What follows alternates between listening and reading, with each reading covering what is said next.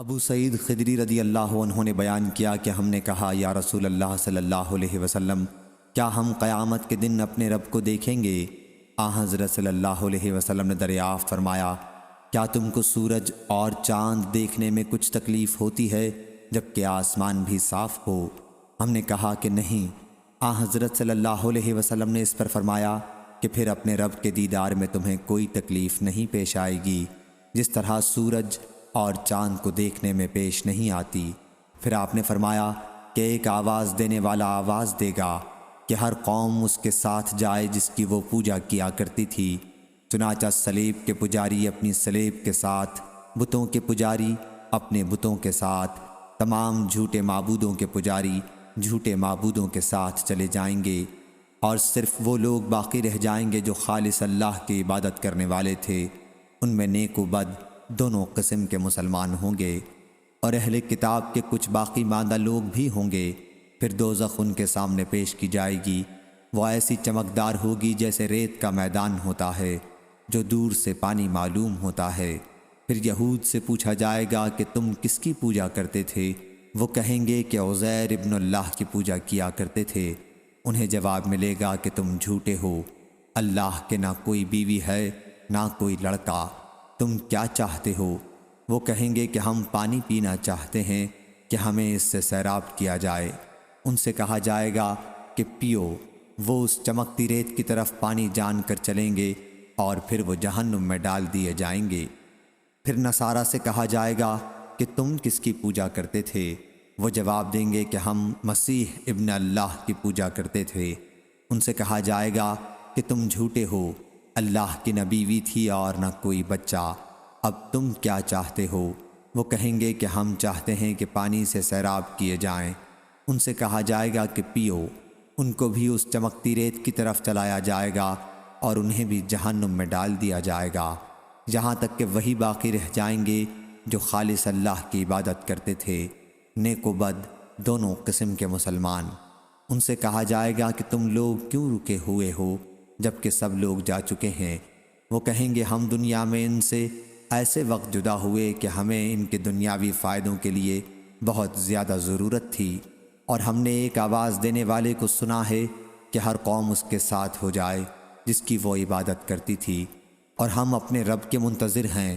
بیان کیا کہ پھر اللہ جبار ان کے سامنے اس صورت کے علاوہ دوسری صورت میں آئے گا جس میں انہوں نے اسے پہلی مرتبہ دیکھا ہوگا، اور کہے گا کہ میں تمہارا رب ہوں۔ لوگ کہیں گے کہ تو ہی ہمارا رب ہے، اور اس دن انبیاء کے سوا اور کوئی بات نہیں کرے گا۔ پھر پوچھے گا کیا تمہیں اس کی کوئی نشانی معلوم ہے؟ وہ کہیں گے کہ ساق، پنڈلی۔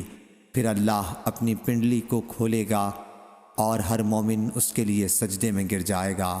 صرف وہ لوگ باقی رہ جائیں گے جو دکھاوے اور شہرت کے لیے اسے سجدہ کرتے تھے۔ وہ بھی سجدہ کرنا چاہیں گے، لیکن ان کی پیٹھ تختے کی طرح ہو کر رہ جائے گی۔ پھر انہیں پل پر لایا جائے گا۔ ہم نے پوچھا یا رسول اللہ صلی اللہ علیہ وسلم، پل کیا چیز ہے؟ آپ نے فرمایا وہ ایک پھسلواں گرنے کا مقام ہے، اس پر سنسنیاں ہیں، آنکڑے ہیں، چوڑے چوڑے کانٹے ہیں، ان کے سرخمدار سادان کے کانٹوں کی طرح ہیں جو نجد کے ملک میں ہوتے ہیں۔ مومن اس پر پلک مارنے کی طرح، بجلی کی طرح، ہوا کی طرح، تیز رفتار گھوڑے اور سواری کی طرح گزر جائیں گے۔ ان میں بعض تو صحیح سلامت نجات پانے والے ہوں گے، اور بعض جہنم کی آگ سے جھلس کر بچ نکلنے والے ہوں گے، یہاں تک کہ آخری شخص اس پر سے گھسٹتے ہوئے گزرے گا۔ تم لوگ آج کے دن اپنا حق لینے کے لیے جتنا تقاضا اور مطالبہ مجھ سے کرتے ہو، اس سے زیادہ مسلمان لوگ اللہ سے تقاضا اور مطالبہ کریں گے۔ اور جب وہ دیکھیں گے کہ اپنے بھائیوں میں سے انہیں نجات ملتی ہے تو وہ کہیں گے کہ اے ہمارے رب، ہمارے بھائی بھی ہمارے ساتھ نماز پڑھتے تھے، اور ہمارے ساتھ روزے رکھتے تھے، اور ہمارے ساتھ دوسرے نیک اعمال کرتے تھے، ان کو بھی دوزخ سے نجات فرما۔ چنانچہ اللہ تعالیٰ فرمائے گا کہ جاؤ، اور جس کے دل میں ایک اشرفی کے برابر بھی ایمان پاؤ اسے دوزخ سے نکال لو، اور اللہ ان کے چہروں کو دوزخ پر حرام کر دے گا۔ چنانچہ وہ آئیں گے اور دیکھیں گے کہ بعض کا تو جہنم میں قدم اور آدھی پنڈلی جلی ہوئی ہے، چنانچہ جنہیں وہ پہچانیں گے انہیں دوزخ سے نکالیں گے، پھر واپس آئیں گے اور اللہ تعالیٰ ان سے فرمائے گا کہ جاؤ، جس کے دل میں آدھی اشرفی کے برابر بھی ایمان ہو اسے بھی نکال لاؤ۔ چنانچہ جن کو وہ پہچانتے ہوں گے ان کو نکال لیں گے، پھر وہ واپس آئیں گے اور اللہ تعالیٰ فرمائے گا کہ جاؤ، اور جس کے دل میں ذرہ برابر ایمان ہو اسے بھی نکال لاؤ۔ چنانچہ پہچانے جانے والوں کو نکالیں گے۔ ابو سعید رضی اللہ عنہ نے اس پر کہا کہ اگر تم میری تصدیق نہیں کرتے تو یہ آیت پڑھو، اللہ تعالیٰ ذرہ برابر بھی کسی پر ظلم نہیں کرتا، اگر نیکی ہے تو اسے بڑھاتا ہے۔ پھر انبیاء اور مومنین اور فرشتے شفاعت کریں گے، اور پروردگار کا ارشاد ہوگا کہ اب خاص میری شفاعت باقی رہ گئی ہے۔ چنانچہ اللہ تعالیٰ دوزخ سے ایک مٹھی بھر لے گا اور ایسے لوگوں کو نکالے گا جو کوئلہ ہو گئے ہوں گے، پھر وہ جنت کے سرے پر ایک نہر میں ڈال دیے جائیں گے جسے نہر آب حیات کہا جاتا ہے، اور یہ لوگ اس کے کنارے سے اس طرح ابھریں گے جس طرح سیلاب کے کوڑے کرکٹ سے سبزہ ابھر آتا ہے۔